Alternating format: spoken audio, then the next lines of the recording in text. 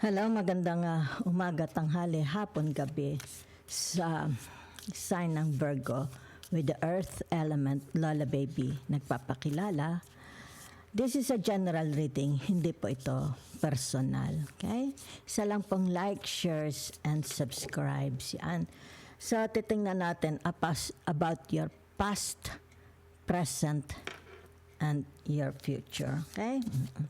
So, maglalabas ako dito ng energy. Okay? So, titingnan natin ha. Okay? Have faith in your dreams. Yan ha. Okay? Meron ditong butterfly. It's like you want a transition, diba? Transformation. Okay? Waxing crescent moon, diba? Yan. It's like sana matapos na ang iyong mga dalahing problema sa buhay. Okay? If ever meron kayong mga pinagdadaanan. Okay? So, gagamit tayo ng tarot, ha? Para makita natin. Yan, tinatawag palaging maniwala na your dreams is magkakatotoo. Okay? So, ibig sabihin nito, okay? At the right time, at the right moment, okay? It's like tinatawag dito na continue praying, maniwala sa Diyos, di ba? Para ang iyo, kung ano man itong your wishes, what you are manifesting, what you want, okay? Na magkaroon ka, yan, is matupad. Yan ha? So, it's like tinatawag dito, it will not, dahil lumabas ang the Jupiter, what you are, kung ano ito pinagdadasal mo, ibig sabihin nito, hindi na ito magtatagal. Okay? So, nakikita ko dito, kung lalagyan natin ng time frame, is in the after summer. Kung season sa Europa ang pag-uusapan. Okay? So, maaari ito'y tinatawag, itong blessings na ito is coming your way in the month of sandali lang October. Yan ha. October, November, December. Okay? So, tayo muna. Nasaan yung ito? Okay. Okay. Excuse me ha. Sandali lang. Ito na lang gagamitin ko. Sandali.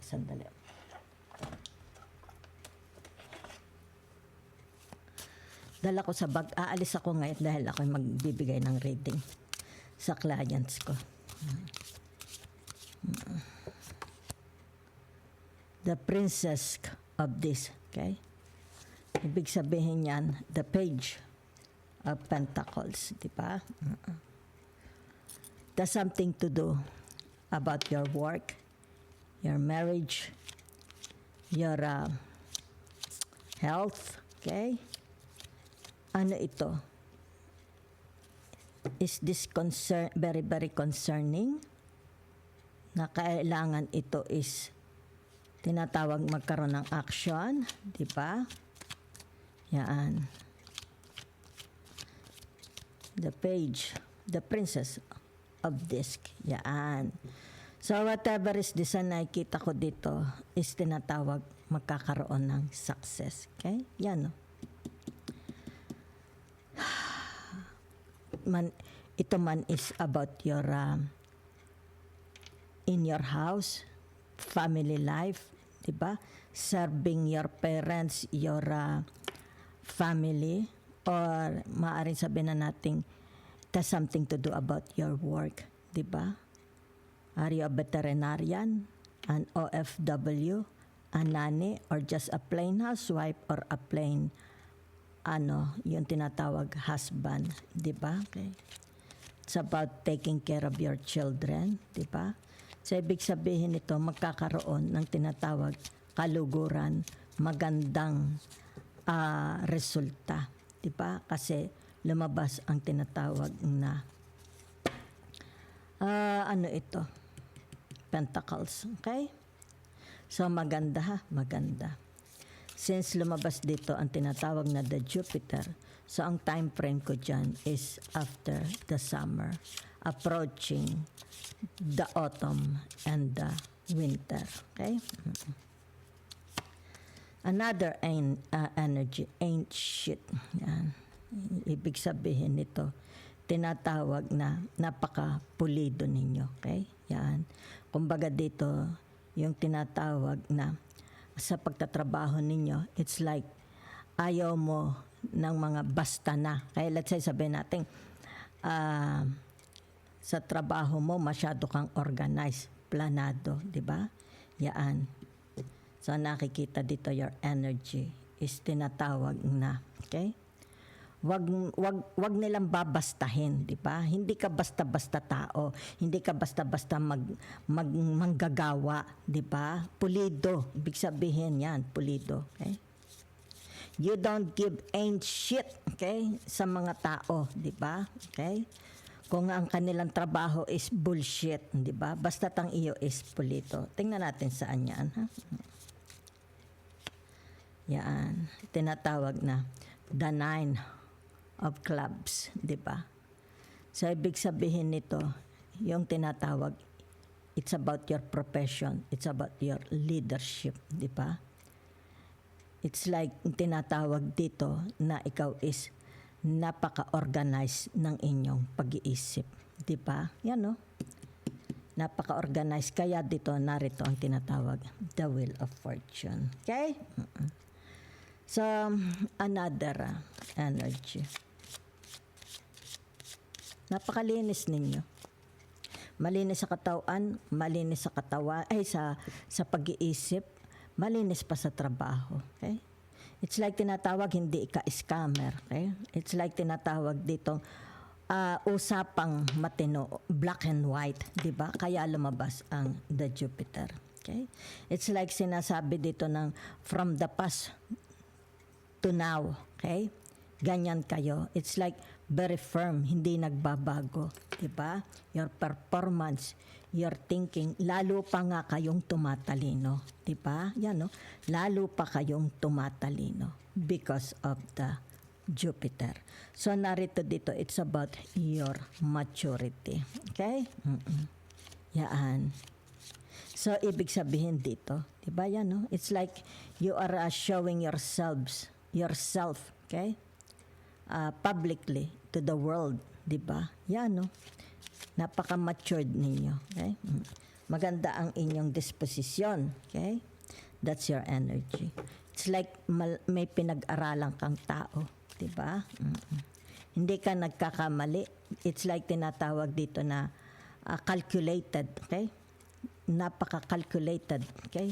Ng inyong pag-iisip, your brain, especially bago ka magbitaw ng salita, action. Tama mo, kita mo. Malinis, oh. Napakabango siguro ng bahay nito. Yan. So, ibig sabihin nito, yung tinatawag na masyado kayong spec and span. May mga kahinaan kayo, okay? It's like dito, yan, no, kita ninyo dito, ain't shit, di ba? Ayaw mo ng maduming sulat. Let's say, sabihin na natin, ikaw is a boss, kumbaga yung sekretarya mo, okay? Sabihin na natin, sulat mo. Yan, kumbaga dito napaka-perfect, napaka-metikuloso ninyo. Ayan, oh. Napaka-metikuloso ninyo. Kaya lumabas ang tinatawag na the wheel of fortune, di ba?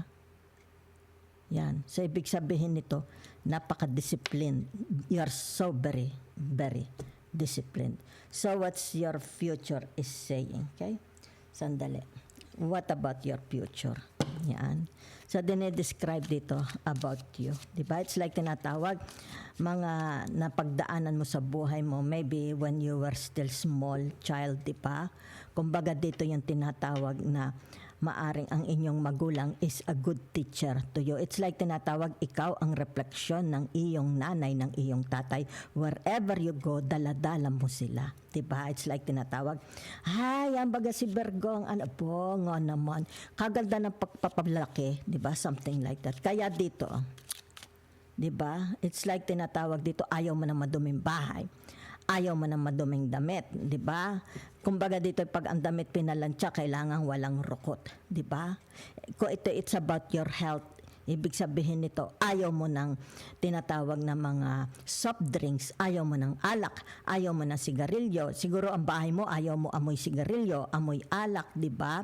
Madumi, ang higaan is tinatawag, siguro ang higaan ninyo is palaging mabango, di ba? Ang mga kobrekama, ang mga kurtina.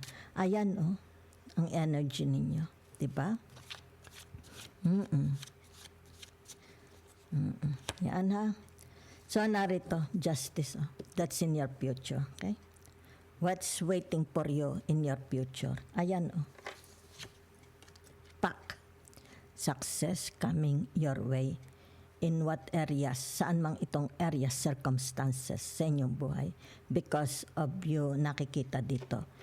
Kaya narito on the Wheel of Fortune. It's about your focus, your discipline, your motivation. Okay? Nakikita dito how strict you are. Diba? Yan. So, it's about your goals, your mission. What's your goals, your mission? Diba? Yan. And you're always clinging to God. You're always clinging to God. Diba? Kung kaya dito nakikita, tinatawag na ano itong ayaw mo against sa iyo. Diba? At ano ang iyong kahinaan, di ba? Let's say, sabihin natin, ayoko na kumain ng ulam, I'm a vegan, di ba? So, nakikita dito, you're very, very tough, okay? Kaya narito ang tinatawag na the Jupiter. You're a very, very tough person. It's like you have conviction, okay? Yan. Thank you very much.